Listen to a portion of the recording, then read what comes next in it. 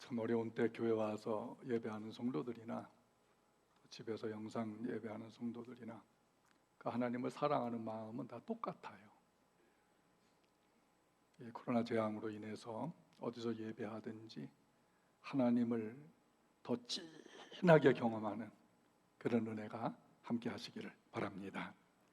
누가복음 5장에는 예수님께서 베드로, 요한, 야고보 어부 직업을 가진 제자를 부르시고 또 세무 공무원인 레위, 마태를 부르신 사건이 나옵니다. 그런데 저는 이 레위가 예수님을 따른 것에 더 많은 점수를 주고 싶어요. 왜냐하면 그들이 모든 것을 다 버리고 예수님을 따랐거든요. 그런데 직업이 어부인 베드로, 요한, 야고보는 예수님을 버리고 떠나도 다시 어부 직업으로 돌아갈 수가 있어요. 하지만 레위는 공무원이었기 때문에 사직서를 내고 다 버리고 예수님을 따랐잖아요. 혹시라도 예수님을 나중에 버리고 다시 세무공무원으로 들어갈 수가 없어요. 그러니까 배수진을 친 거죠. 물론 베드로, 야고보, 요한도 자기 직업, 가족 다 버리고 예수님을 따르는 거 얼마나 훌륭해요. 근데 레위는 이전 직업으로 다시 돌아갈 수 없는 모든 것을 버리고 오직 예수, 그 한 분만 바라보면서 예수님을 따르게 된 거예요. 그러니까 복직할 수 없다는 사실을 알고도 그는 예수님을 따른 거죠. 그러니까 레위가 예수님을 따르게 되었다는 이 사건은 당시 공직사회 그리고 이웃들에게 큰 충격을 줍니다. 예수를 따른다는 의미가 뭐예요? 예수님을 믿는다. 또 예수님을 삶을 내가 본받는다. 예수님의 방식이 내 삶의 규범이 된다. 그런 의미가 아닙니까? 예수님을 믿은 후에 레위인은 같은 공무원 친구들, 그동안 교제를 나누었던 이웃들 많이 초청을 했어요. 예수님과 제자들도 초청을 했어요. 집에서 잔치를 베풀며 식사를 제공합니다. 대접하는 거죠. 공직 생활을 마감하고 새로운 인생을 사는 그 시점에 그래서 공무원들과 친구들, 그 예수님과 제자들을 초청해서 대접을 하고 있는 것입니다. 특별히 이 공무원들과 이웃들을 초청한 것은 그들도 자신처럼 예수님을 자연스럽게 만나서 회개하고 구원받기를 바라는 열망에서였습니다. 그 친구들의 구원에 근심하지 않는 사람은 은혜가 있는 삶이라고 할 수가 없죠. 저도 믿지 않는 친구들이 많은 동창회를 갑니다. 주일이 아닌 한 가급적 참석하려고 하고 또 불신 친구들도 만나고 이웃의 경조사에 함께 참석을 해요. 그래서 예수 믿는다는 것을 드러내고 또 불신하는 친구들이 기도를 요청할 때는 예수님의 이름으로 기도를 해주고 그들을 전도할 수 있는 기회가 생기잖아요. 무엇보다 예수님께서는 우리가 혼자 예수 믿고 혼자 천국 가기를 원하고 계시질 않아요. 예수님을 공개적으로 드러내는 그 일을 통해서 믿음을 확실하게 하고 또 나는 너희도 전도를 하고 싶다라는 의미를 포함하고 있는 것입니다. 그런데 공개적으로 믿음을 드러내는 곳에는 반대자도 생기는 거예요. 30절에 바리새인과 그들의 서기관들이 그 제자들을 비방하여 이르되 너희가 어찌하여 죄인과 함께 먹고 마시느냐. 반대자들은 예수님을 직접 공격하지 않고 연약한 제자들에게 시비를 걸었어요. 예수가 거룩한 인물이라면 그 죄인의 세리들과 함께 천민들과 어울려 식사를 할 수 있느냐. 불경건한 예수를 너희가 따른다는 것은 잘못된 것이 아니냐? 이게 마귀 방법이에요. 연약한 사람들에게 의심을 줘요. 그 연약한 믿음에 의심의 씨앗을 뿌려서 서로 편이 갈라지게 만드는 거예요. 근데 그들의 질문에 예수님께서 대답하셨어요. 31절 예수께서 대답하여 이르시되 건강한 자에게는 의사가 쓸데없고 병든 자에게 내가 쓸데있나니 내가 의인을 부르러 온 것이 아니요 죄인을 불러 회개시키러 왔노라. 예수님께서 그래 나는 저 사람들이 죄인인 거 알고 있단다. 근데 나는 죄인들을 어루만지고 싶어. 병든 자가 의사를 찾아가듯이 나는 죄의 병이 들린 자들 내가 그들을 도와주고 싶어. 회개시켜 구원 주려고 내가 온 거야 라고 하셨습니다. 코로나로 의사, 간호사, 방역 담당자들의 직업이 얼마나 중요한 존재인가 전 국민이 느끼고 고마워하고 있습니다. 저도 현대 의학, 의술의 혜택을 크게 받은 사람으로서 의사와 간호사들에게 늘 고마운 마음을 갖고 있어요. 근데 예수님은 위대한 의사이십니다. 예수는 죄의 병까지 완벽하게 고치시는 의사이십니다. 마태복음 4장 23절에 예수님께서 하신 이 일을 요약해서 나와요. 예수님께서 천국 복음을 전파하시고 가르치시고 병자들을 고쳐 주셨습니다. 그 예수님께는 치료하는 의사가 되셔요. 바리새인과 서기관들은 병든 자는 죄를 많이 져서 천벌을 받은 거야. 저 사람들은 죄를 져서 그래서 병드는 거야. 이렇게 비판을 하고 단정짓고 무시하고 병자들을 돌보지 않았어요. 모든 병과 모든 약한 것을 고치시는 예수님은 가는 곳마다 예수님을께서 만나주시고 고쳐주셨습니다. 그러니까 예수님은 죄인들의 친구가 되시고 병자들의 의사가 되십니다. 이 시간 의사 되시는 예수님의 치유가 함께 하시기를 축원합니다. 이 바리새인과 서기관들은 또 다른 곳으로 예수께 시비를 걸었어요. 33절 그들이 예수께 말하되 요한의 제자는 자주 금식하며 기도하고 바리새인의 제자들도 또한 그리하되 당신의 제자들은 먹고 마시나이다 라고 비난했어요. 이 무렵에 세례 요한은 감옥에 갇혀 있었습니다. 당시 유대에 헤로당이 있었어요. 이 헤로당에는 얘는 빌립이라고 하는 남동생이 있었는데 이 남동생의 아내 이름이 헤로디아입니다. 근데 헤로디아가 미모가 얼마나 빼어났는지 헤로디아가 쫙 지나가면 모든 남자들이 침을 흘리고 쳐다보는 거예요. 와, 아름답다. 이 동생의 아내를 헤로당이 탐했어요. 그래서 자기 동생을 어떻게 해서 다른 곳으로 보내고 동생의 아내를 빼앗아 결혼을 해버렸네. 이게 헤로디아가 갑자기 왕비가 된 거예요. 그런데 누구도 그거를 나쁘다고 얘기한 사람이 없어. 세례 요한이 헤로당에게 말한 거예요. 왕이요, 당신이 왕이지만 동생의 아내를 빼앗아 결혼한 건 잘못이다. 그 회개하라. 그랬더니 헤로당이요 세례 요한을 죽도록 미워했어요. 헤로디아는 또 자기대로 왕비가 됐으니까 좋잖아요. 그래서 저 세례 요한을 언젠가는 죽여버릴 거야. 이래서 헤로당이 세례 요한을 감옥에 가둬버렸습니다. 자기 스승이 감옥에 갇혀 있으니까 제자들이 금식하며 기도한 거예요. 지금 바리새인들이 그거를 꼬집어서 세례 요한의 제자들은 금식하며 기도하고 있는데 예수, 당신의 제자들은 먹고 마시느냐? 왜 그렇게 탐식이 있느냐?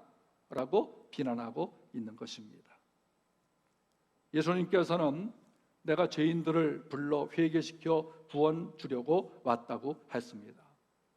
그런데 바리새인들은 다시 먹고 마시는 것 자체를 가지고 비난하고 있는 거예요. 요한의 제자들 금식하고 있다.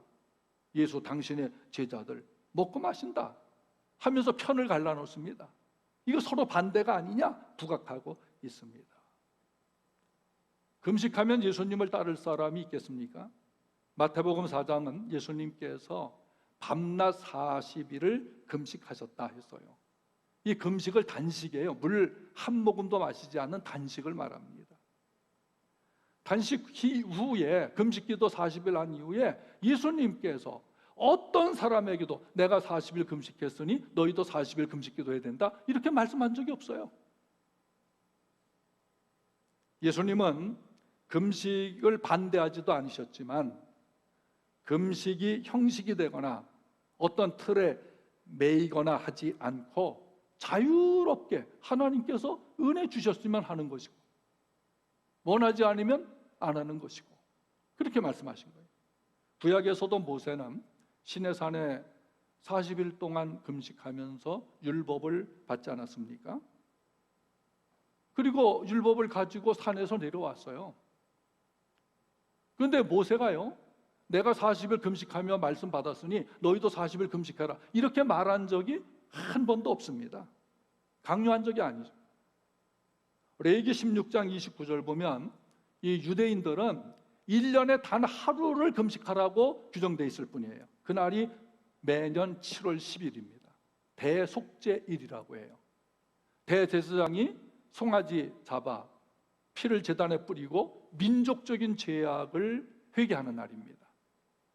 이 날을 금식하는 날로 규정한 것이지 다른 어느 곳에서 금식을 강요하지 않았다는 것입니다.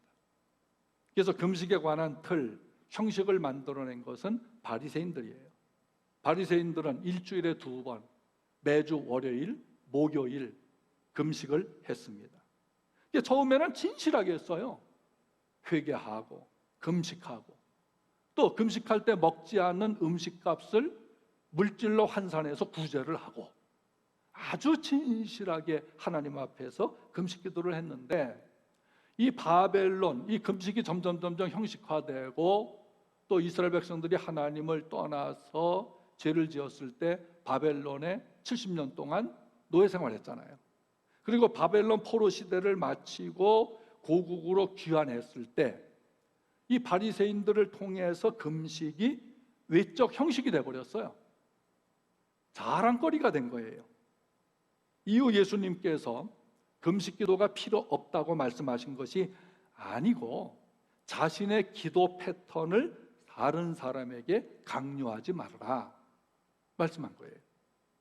그러니까 내가 방언하니까 너도 방언해야 돼, 이렇게 강요하지 말고, 내가 큰 소리로 기도하니까 너도 큰 소리로 해. 나는 묵상하는 게 좋아, 그러니까 너도 묵상해야 돼, 이렇게 자기의 기도 패턴을 다른 사람에게 강요해서는 안 된다라고 하는 겁니다. 그러니까 우리가 이 교회는 공동체가 아니겠어요? 우리 다 같이 통성으로 기도합시다.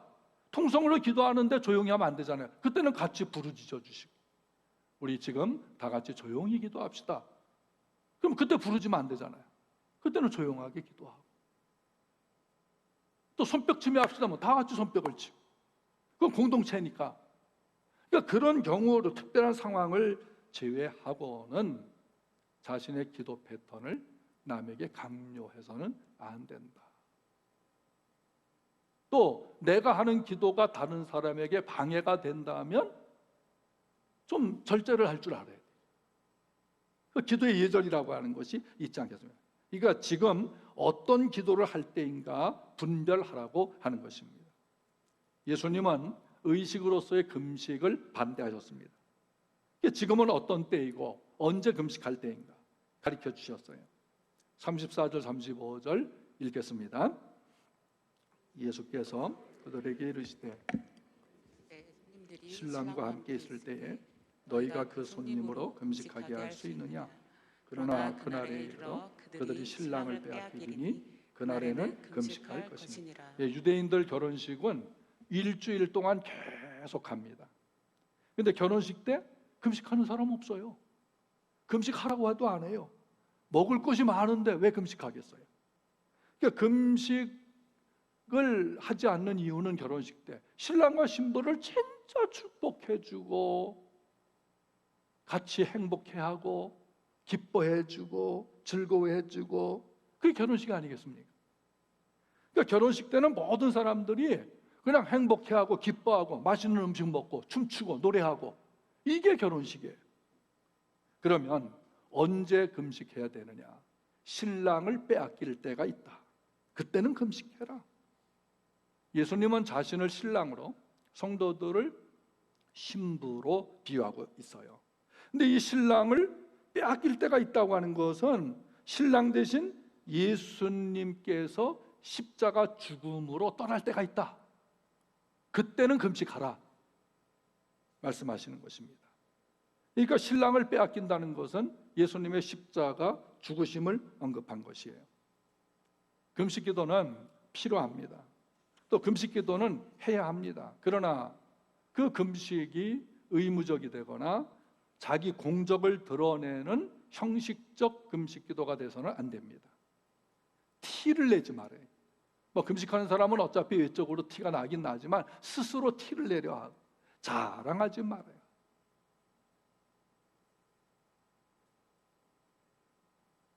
아주 드물지만 어떤 분들은 명함을 받아보면 40일 금식기도 2회 이렇게 써놨어요.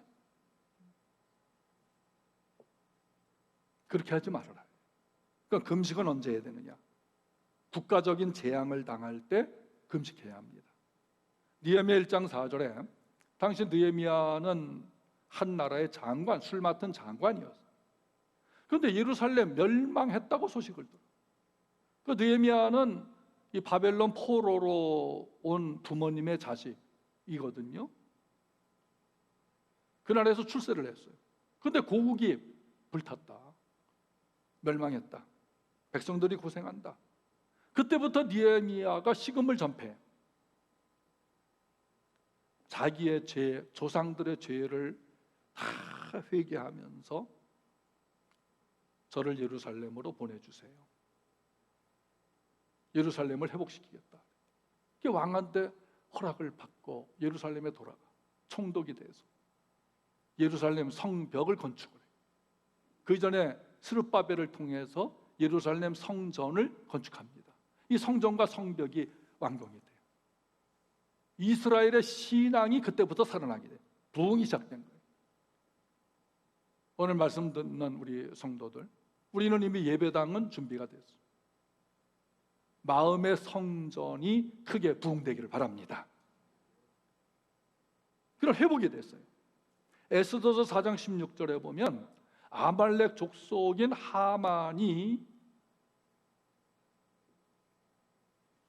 이 페르시아의 총리가 된 거예요. 그리고 유대인을 완전히 멸절시키려고 하는 계획을 세웠어요. 날짜를 잡아놨어요. 그 비용은 자기가 돼가면서 왕을 유혹해버린 거예요. 왕도 넘어가서 유대인 멸절에 도장을 꽝 찍어버렸죠. 이 소식을 모르드게하고 에스더가 알았어요. 에스더는 당시 왕의 왕비가 되었습니다. 그런데 금식을 합니다. 그리고 유대인 모두에게 3일 동안 금식을 선포를 해요. 은밀하게 하나님 앞에 기도합시다. 모르드게가 금식하고 에스더가 금식하고 유대인들이 금식을 할 때 오히려 하만이 죽이려고 하던 유대인 말살 계획이 번복이 돼버렸어요. 하만과 그의 족속들이 처벌을 당했어요. 오늘 금식은 나라를 구합니다. 국가에 재앙이 있을 때. 요나서 3장은 니느웨로 가서 요나에게 복음을 전해라. 니느웨 성이 하나님의 심판을 받는다고 해라. 요나가 가서 전했더니 니느웨 왕이 그렇습니까? 하면서 왕복을 벗어던지고 베옷을 입고 왕이 회개를 한 거예요. 그리고 전 국민에게 금식을 선포해요. 짐승에게도 음식 주지 말고 우리가 금식 기도하자. 하늘의 하나님께서 듣고 우리를 용서하시리라. 그렇게 했더니 하나님께서 그 성을 심판하지 않았어요. 요나는 자기 마음대로 되지 않았다고 화를 냈지만 하나님은 이 성에 12만여 명이 살고 있다. 그들이 회개했다. 금식했다. 그래서 용서를 해주셨어요. 역대하 6장 29절 주의 백성들이 다 각각 마음의 재앙과 고통을 깨닫고 이 성전을 향하여 손을 펴고 무슨 기도나 간구를 하거든 주는 계신 곳 하늘에서 들으시고 사유대로 하시기를 원합니다.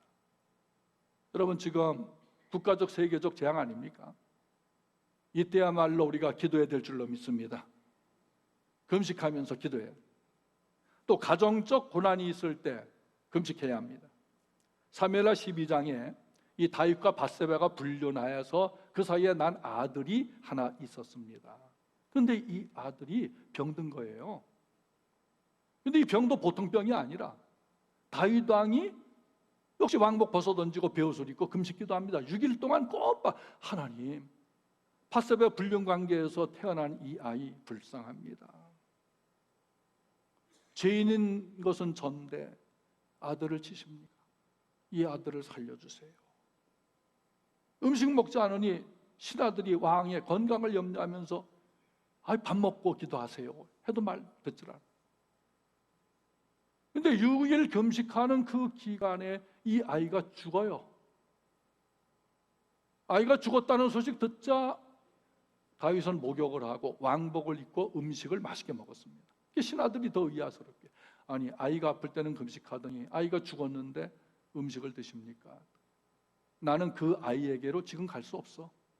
그 아이도 내게 돌아올 수 없다. 아이가 병들었을 때는 내가 하나님의 자비를 구하며 살려달라고 구했지만 하나님이 데려가신 이후에 내가 어떻게 하겠느냐? 그래서 다시 일상으로 돌아갔습니다. 그러니까 금식이라고 하는 것은 하나님이 혹시 자비를 베푸실지, 혹시 나를 위해 하나님이 자신의 능력을 쓰실지 그걸 구하는 거예요. 하나님이 초자연 능력으로 재앙을 물리치고 나를 놀랍게 사용하실지라는 이 믿음으로 구하는 겁니다. 여러분, 가정마다 사건, 고난 다 있지 않습니까? 그때 어떻게 하십니까? 저는 처갓집이 쫄딱 망해서 거지처럼 살 때가 실제로 있었습니다. 완전히 망했어. 저 서울에서 오는 어떤 가짜 성도에게 걸려가지고 집과 땅을 어떻게 다 그 사람이 어떻게 소리를 만들어가지고 자기 것으로 만들어. 집 잃고 땅 잃고 거리에 나앉게 생겼어요.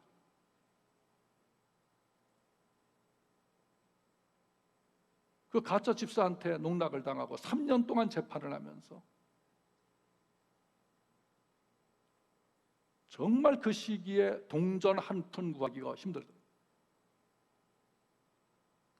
그래서 그랬어요. 우리 장의장 이때는 기도해야죠. 그래서 아침과 저녁에 40일 작정하고 계속 가족 부흥회를 해요. 근데 40일 기간 하는 동안 하나님께서 자기 돈 갖다가 쓰라고 말도 안 했는데 어느 날 갑자기 찾아와. 제 장인이 장로님만이십니다. 장로님, 제 돈 쓰세요. 얼마 빌려드릴게요. 이자 싸게 드릴게요. 뭐 이렇게 하면서 그래서 가게 하나 인수해가지고 일어나서 오늘날 큰 사업으로 일어나게 됐어요. 우리 사랑하는 성도들, 가정적 고난이 있을 때 부르짖으면 하나님께서 응답을 주십니다. 하나님이 자비를 베풀어 주시오. 교회에 중요한 일이 있을 때 금식해야 합니다. 사도행전 13장 2절은 안디옥 교회가 선교사를 파송할 시점에 누구를 파송해야 되죠? 금식을 했어요. 바울과 바나바를 따로 세워 파송을 해라.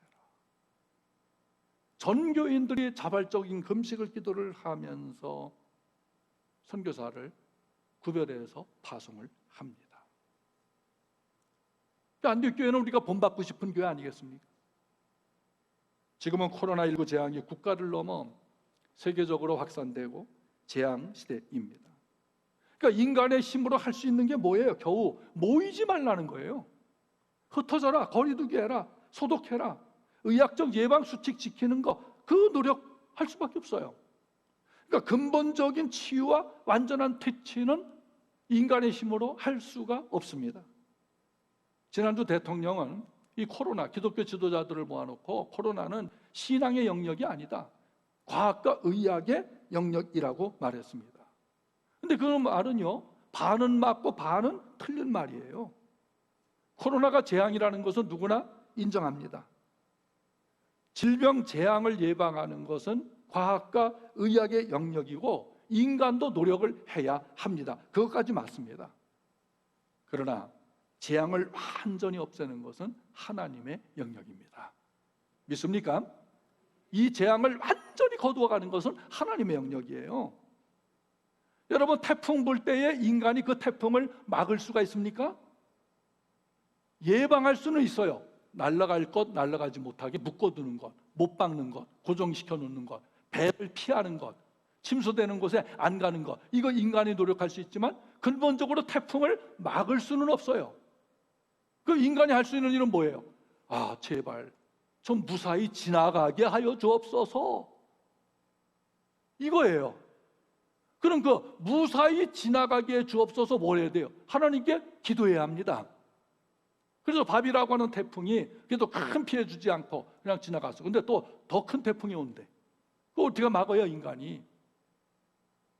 그러니까 근본적으로 이런 재앙을 막는 것은 하나님밖에 없습니다. 믿습니까? 하나님만이 이 재앙을 막을 수가 있는 거예요. 재앙은 태풍이 아니겠어요? 태풍 같은 이 코로나 재앙만. 그래서 우리가 기도해야 합니다. 대통령도 한국교회에 기도를 부탁해야 합니다. 겸손하게. 인간이란 부족함이 없고요, 건강하면 기도하지 않아요. 제 동기 중에 김남준 목사님이 있어요. 같이 3년 동안 공부하면서 그 목사님이 참 실력도 있고 책도 많이 봐요. 영성이 있어요. 1년에도 책을 몇 권씩 써서 아주 책이 잘 팔려요. 그러니까 인쇄만 해도 수천만 원, 수억 원씩 가만히 있어도 들어와요, 이 친구는. 그러니까 돈 부족함 없어. 교회 잘 돼요. 부흥 계속돼요. 또 강사로 여기저기 초청받아서 강사로도 많이 받아. 뭐 부족한 게 하나도 없어. 어느 날 이 친구가 말을 해요. 자기는 부족함이 하나도 없다. 교회 잘 되지, 돈 잘 벌지, 뭐 다 평안하지. 그런데 자기는 병들어서 10번도 넘게 수술을 했다. 뇌 수술도 하고, 가슴 수술도 하고, 어디 수술도 하고. 이게 자신을 낮추시는 하나님의 방법이다.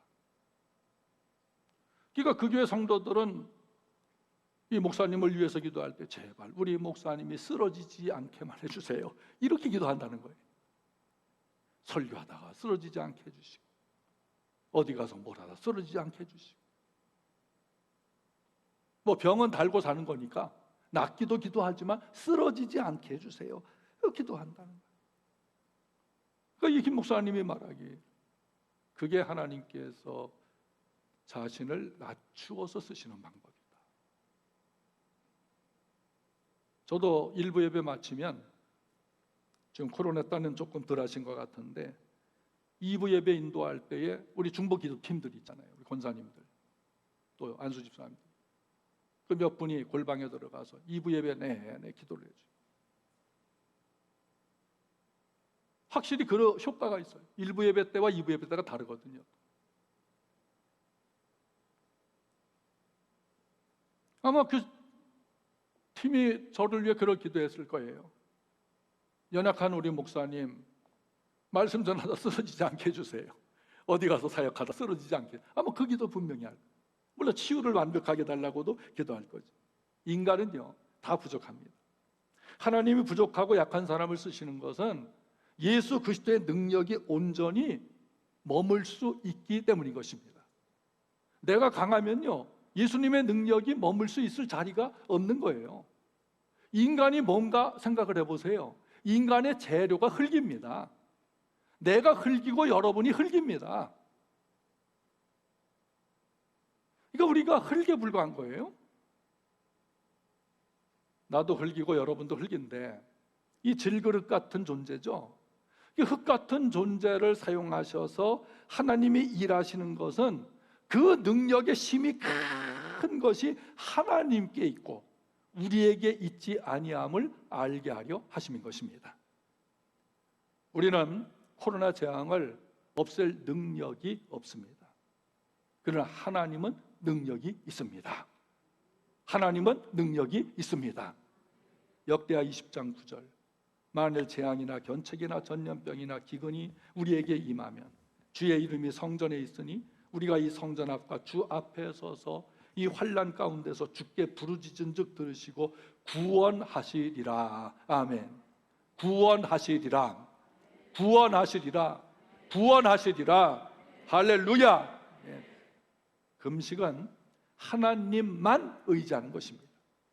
이 사람의 욕구 중에요, 식욕의 욕구가 제일 강합니다. 음식 욕구요, 참기가 힘들어요. 아담과 하와가 뭐에 걸렸어요? 선악과 먹는 거 아니에요? 보면 볼수록 먹고 싶어. 결국 다 먹었어. 그게 인류에게 죄가 돼요. 저주가 돼요. 마귀가 예수님 제일 먼저 뭘 가지고 시험했어요? 이 돌 가지고 떡을 만들어 먹어라. 먹는 시험이에요. 40일 금식 금주린 예수님한테 얼마나 식욕이 생겼겠어요. 그러니 이 돌 가지고 떡을 만들어 먹어. 근데 예수님은 육신이 흙에서 왔으니까 흙에서 나는 것을 먹어야 육신이 산다는 거 알고 계셔요. 그러나 사람에게 흙덩이 속에 영혼이 있잖아요. 영혼은 하늘에서 오는 떡을 먹어야 살 줄로 믿습니다. 그래서 사람이 흙에서 나는 떡으로만 사는 것이 아니고 하늘에서 내려오는 말씀을 먹고 살아야 된다. 그러니까 흙에서 나는 이 음식들, 흙 같은 몸에는 아주 중요한 것입니다.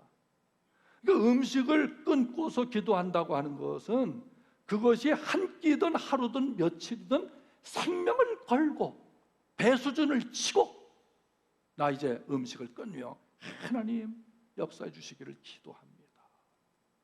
아주 절박한 마음을 가지고 기도하는 것이에요. 여러분, 이 음식의 욕구가요 얼마나 인간을 자극하는지 몰라요. 제가 위가 없잖아요. 그래도 쓸개 없는 인간은 아니에요. 이가 완전히 없지 않습니까? 이유를 떼어내고 나서 이 1년 동안 말이에요, 식욕을 모르겠어요.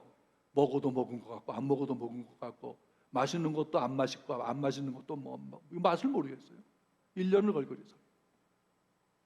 그런데 이제 2년 지나서 요즘에 어떤지 식욕이 오는 거예요. 점점 식욕이. 그러니까 이제 제 아내나 딸은 제 무엇을 먹으면 좋을까 매일 그거 생각하면서 이렇게 가려서 먹도록 이렇게 해주는데, 사람이라는 게요 먹지 말라고 하는 건 더 먹고 싶어요. 그래서 어느 날 제가요 딸하고 제 아내 몰래 슈퍼 가서 내가 먹고 싶은 과자나 빵을 사다가 감춰놔. 그래서 아내가 이제 딸이 출타했을 때에 그것을 이렇게 맛있게 이렇게 떼어 먹고 있으면요 문 여는 소리가 나. 그러면 그거를 푸닥닥 감춰야 되는데 어느 때는 들킬 때가 있어. 여러분, 식욕이라고 하는 것이 그렇더라고요. 내가 먹고 싶은 것을 못 먹고 사는 삶이 행복하겠어요? 불행하겠어요? 그 불행한 거잖아요. 여러분, 먹고 싶은 것을 때에 맞춰 먹을 수 있다. 행복자인 거예요. 근데 그런 것들을 절제해야 되니까 그런 맛있는 음식을 먹지 않으면서 금식해야 되니까 하나님께서도 너 지금 생명을 걸고 기도하고 있구나. 하나님 감동하지 않겠습니까? 우리는 요즘에 다 힘들게 살다가 교회 예배 자리에 옵니다. 주여, 힘듭니다. 하나님, 너무 어렵습니다. 주여, 나 지금 짐이 너무 무겁습니다. 주여, 아픕니다. 어떻게 하면 좋겠습니까? 마음으로든 소리내든지 하나님을 바라봅니다. 제가 이런 마음을 가지고 기도하다 다니엘의 세 친구가 생각나요. 느부갓네살 왕이 우상 닭이 만들어 놓고 거기에 절하지 아니하면 용광로 불에 태워 죽이는 법을 만들지 않았습니다. 이 사드락 메삭 아벤느고 이 다니엘 세 친구가 우리 절대 절할 수 없다. 하나님 외에 다른 신 섬기지 않는다. 우리가 절하지 않는다고 해서 불구덩이 속에 들어가도 하나님께서 우리를 살리시겠거니와 만일 그리하지 아니하실지라도 우리는 우상에 절할 수가 없습니다. 그러다가 불구덩이 속에 들어갔잖아요. 여러분, 그리 아니하실지라도 우리도 이 신앙 갖기를 바랍니다. 지금 이 시대야말로 그런 신앙을 우리가 더 고치시킬 때예요. 결국 세 친구는 불구덩이 속에 들어갔는데 들어간 사람은 3명을 잡아넣었지만 인후를 세어보니 4명이라. 한 사람이 구약시대에 나타난 그리스도였어요. 그리고 머리털 하나 상하지 않게 하나님께서 그들을 보호해 주었습니다. 할렐루야, 할렐루야. 그러니까 우리가 하나님 앞에 간절히 기도하는 것은 그리 아니하실지라도 이 믿음도 믿음이요, 그렇게 우리 소원대로 해주는 믿음도 믿음이라고 하는 것입니다. 그러니까 그리 아니하실지라도라고 하는 이 믿음으로 기도할 때에 이미 하나님께서 성령을 통해서 내면의 기쁨, 내면의 은혜, 내면의 평안 주시는 것이에요. 믿습니까? 우리가 이 믿음을 가져요. 예수님은 신랑을 빼앗기면 금식기도 하라고 했어요. 그 다음 비유로 말씀하셨어요. 36절에서 39절은 새 포도주는 새 부대에 담으라고 하는 말이에요. 예수님은 새 포도주 같은 말씀입니다. 바리새인들의 율법주의는 묵은 포도주로 비유되고 있어요. 그런데 예수님께서 율법을 버린 것이 아닙니다. 묵은 포도주만 마시는 사람은 새 포도주 맛을 수용하지를 아니하고 30년산, 100년산 이것만 고집을 해요. 묵은 포도주는 율법주의를 말해요. 형식주의, 외식주의. 복음을 무시한 바리새인들은 새 포도주 같은 복음도 받아들일 줄 알아야지. 그 묵은 율법만 강조하고 있는 거예요. 그러니까 코로나 시대는 분명히 새로운 시대, 새로운 방법, 새로운 우리의 태도, 새로운 마음을 창출해냅니다. 그러니까 교회에서도요, 새로운 예배, 교육과 훈련, 삶의 방법을 우리가 그대로 받아들일 줄 알아요. 이전의 방법만 고집해서는 안 된다. 부위정경이라고 하는 말이 있습니다. 위기를 맞이할 때 잘못됨을 바로잡고 나라를 바로 세운다라는 부위정경입니다. 중국 우한으로부터 시작된 코로나19가 세계적 팬데믹으로 확장되면서 인간에게 고통과 죽음, 두려움, 신앙적 고통도 있고 경제적 고통도 있고 일상의 모든 것을 다 빼앗아 인간을 꼼짝 못하게 포로로 잡고 있어요. 포로로 안 되려고 해도 지금 코로나가 모든 인류를 지금 포로로 쫙 잡고 있잖아요. 단 하나 코로나가. 그러면 거리두기 혼자 하고 있으면 살 수 있을까요? 인간은 본래부터 공동체입니다. 남녀로 하나님께서 지어서 결혼을 만들고 가족 공동체, 사회 공동체를 만든 게 하나님이셔요. 그러니까 인간은, 이 지구촌에 사는 모든 인간은 한 몸과 같다. 한 아버지 앞에 있는 한 몸이에요. 민족, 족속, 개인, 지체예요. 그럼 나 혼자 떨어져 있으면 안전할까? 아니죠. 이 바이러스라고 하는 것은 바람을 통해서, 공기를 통해서 얼마든지 어디에 떨어져 혼자 살아도 침투할 수가 있는 거예요. 그러나 떨어져 사는 것이, 거리두기 하는 것이 우리에게 보다 더 안전하기 때문에 우리가 실천하고 있을 뿐이죠. 인간은 공동체인데 코로나 포로가 돼서 이 공동체의 삶이 무너지고 있어요. 그러니까 재앙이라고 하는 것은 모든 사람에게 고통을 주고요. 쓰러진 기업들, 소상공인들, 한숨과 울음, 탄식, 포기, 절망, 우울, 어둠이 세상을 덮고요.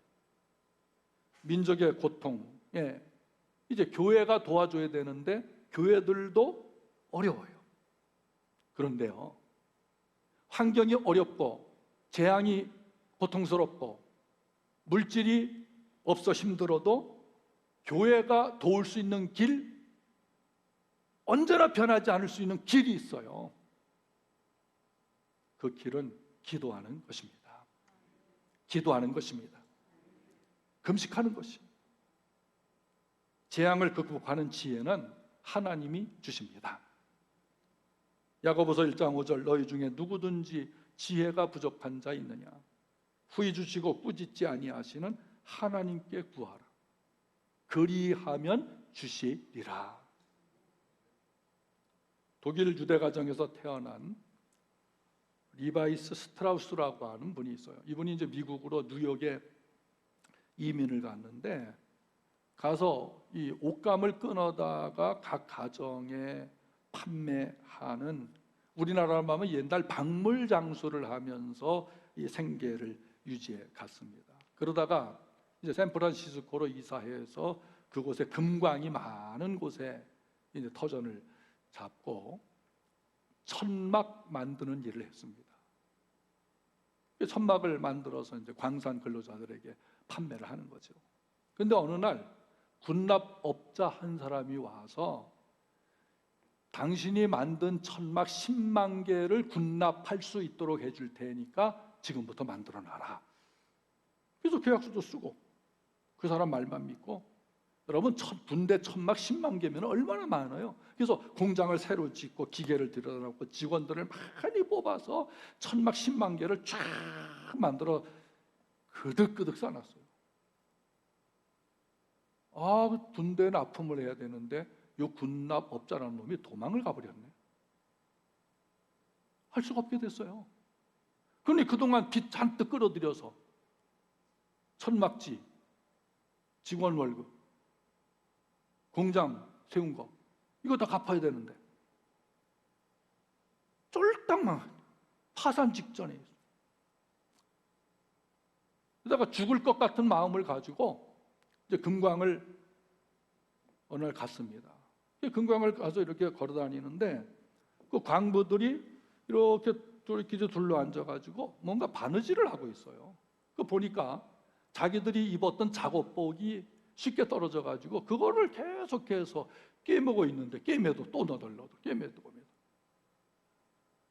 그거를 바라보다가 이 리바이스라고 하는 사람이 탁 떠오르는 게 있는데, 천막지는 튼튼하니까 천막지 가지고 광부들의 옷을 만들어주면 어떨까? 그게 오자마자 디자인을 해서 바지를 만들고 자켓을 만들어요. 그거를 시험 삼아 광부들에게 입혔는데 이게 한 달이 가도 안 떨어지고 두 달이 가도 안 떨어져요. 그래서 모든 광산에 이 사람이 천막지로 만든, 쌓아두었던 천막지 얼마나 많아요. 그걸 만든 옷을 납품을 해요. 그 천막지로 만든, 천으로 만든 옷이 청바지, 리바이스라고 하는 청바지. 웬만한 분들 다 입어봤을 거예요. 그게 전 세계적으로 팔려나가요. 1970년대 저 같은 또래들 그 리바이스 청바지 하나면 끝내준 거예요. 그래서 일약 큰 부자가 됐어요. 위기가요, 커다란 기회를 만들어내는 것은 확실해요. 그러나 기회를 만들기까지는 너무 아파요. 제가 사업하는 성도들에게 뻔한 거 물어요. 요즘 어떠세요? 뻔한 거예요. 목사님, 뭐 다 어려운데 저 괜찮아요. 그 말 들으면 더 아파요. 내가 왜 그 질문했지? 어려운 거 아는데. 지금 코로나로요, 정신적으로 모든 국민이 질병을 앓고 있어요. 현실에 무엇을 해서 먹고 사나, 미래에 대한 두려움, 불안, 외로움, 고독, 분노, 짜증, 신경 예민해지고 조급하고 사람들 뭐라고 화를 잘 내잖아요. 아마 가족도 그런 분이 있을 거예요. 그러니까 전부 다 정신적 질병을 앓고 있어. 그 예수님께서요, 병자들을 많이 만났을 적마다 물어본 것이죠. 네가 뭘 원하느냐? 참 예수님 바보 같지 않아요? 뻔한 질문이잖아. 그럼 병자에게 네가 뭘 원하니? 뭐라고 말하겠어요? 낫기를 원한다 그러지. 그 뻔한 질문을 예수님께서 왜 하셨을까? 믿음을 본 거예요. 예수님, 내가 아픈 거 아는데 뭘 원하냐? 그럼 내가 뭐라고 하겠습니까? 낫기를 원한다 그러지. 그럼 그것을 낫게 해주는 이가 누구냐? 이것을 주님께서 믿음으로 본 거예요. 제가 낫기를 원합니다. 그래, 내 믿음이 너를 낫게 하였느니라. 우리 사랑하는 성도들, 우리가 주일날 예배하는 건 뻔한 겁니다. 지금 뻔한 말씀을 듣고 있는지도 모릅니다. 그러나 그 뻔한 일상이 우리는 얼마나 그립습니까? 속히 회복될 수 있기를 축원합니다. 이거 하나님이 해주시는 거라 이거예요. 그래서 내가 코로나 재앙을 없애줄게, 그때까지 우리는 기도해야 합니다. 하나님이 제거해 주실 때까지 기도해야 됩니다. 태풍이 없는 인생이 어디에 있겠습니까? 위기와 기회는 동시에 찾아옵니다. 믿음을 가진 지혜로운 사람은 위기를 막장이야 끝장이야 생각하지 않고 긴 터널에 한 빛 비치는 그 구멍을 향해서 걸어가다 보면 터널을 빠져나게 되듯이 코로나는 엄청난 재앙입니다. 우리의 신앙을 시험하는 하나님의 잣대입니다. 너희가 믿음이 있는가? 너희 자신을 시험하라. 코로나 시대에 자신의 믿음을 점검하며 하나님께 순종해.